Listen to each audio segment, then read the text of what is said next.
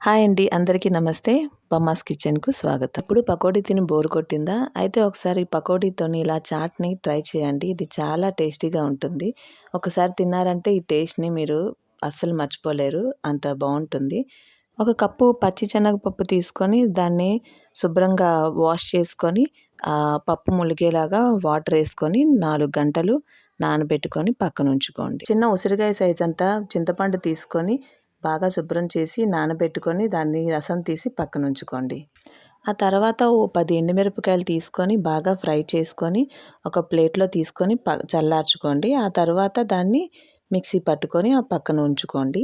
4 గంటలు నానబెట్టుకున్న పప్పుని మిక్సీ జార్‌లో వేసుకొని అందులో ఒక టీ స్పూను జీలకర్ర, 2 ఇంచీల అల్లం, వెల్లుల్లి రెబ్బలు చిన్నవైతే 5, పెద్దవైతే 2 రెబ్బలు వేసుకొని నీళ్లు వేయకుండా బరకగా మిక్సీ పట్టుకొని దాన్ని ఒక ప్లేట్‌లో తీసుకొని ఓ కప్పు ఉల్లిపాయలు, 5 పచ్చిమిర్చి, ఉప్పు రుచికి తగినంత, కారం 1.5 టీ స్పూన్లు వేసుకొని కలుపుకోవాలి.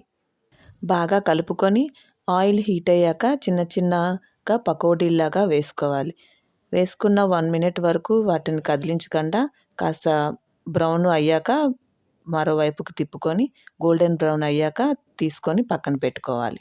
అలాగే మిగిలిన పిండి మొత్తాన్ని చిన్న చిన్న పకోడీల్లాగా వేసుకొని గోల్డెన్ బ్రౌన్ వచ్చే వరకు వేయించుకొని పక్కన పెట్టుకోవాలి. ఇప్పుడు 5, 6 పకోడీలని తీసుకొని పక్కన ఉంచుకొని మిగతా పకోడీలన్నిటినీ చిన్న చిన్న ముక్కలుగా మొత్తం చిన్నగా చిదుపుకోవాలి. ఆ తర్వాత అందులో ఓ కప్పు ఉల్లిపాయలు, 1 టీ స్పూను మిక్సీ పట్టుకున్న ఎండుమిరపకాయల పొడి, 4, 5 టీ స్పూన్ల చింతపండు రసం, పులుపుని ఎక్కువగా ఇష్టపడేవారు ఇంకాస్త వేసుకోవచ్చు.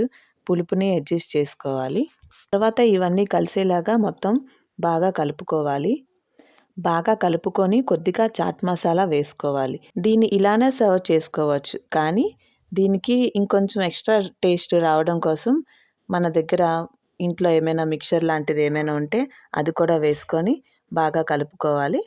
ఆ తర్వాత సర్వింగ్ ప్లేట్‌లో సర్వ్ చేసుకొని ఇంకొంచెం ఎక్స్ట్రా ఫ్లేవర్ కోసం పైన కొద్దిగా ఆనియన్స్ వేసుకొని పక్కన తీసి ఉంచుకున్న పకోడీని కూడా కలుపుకొని తింటే ఉంటుంది కదా!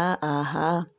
హెవెన్. ఇలాంటి మరెన్నో వీడియోస్ కోసం ఇప్పుడే బమ్మాస్ కిచెన్‌ని సబ్స్క్రైబ్ చేసుకొని పక్కనే ఉన్న బెల్ ఐకాన్‌ని క్లిక్ చేయండి. మరో కొత్త వీడియోతో మళ్ళీ మీ ముందుకు వస్తాను. అంతవరకు సెలవు. నమస్తే.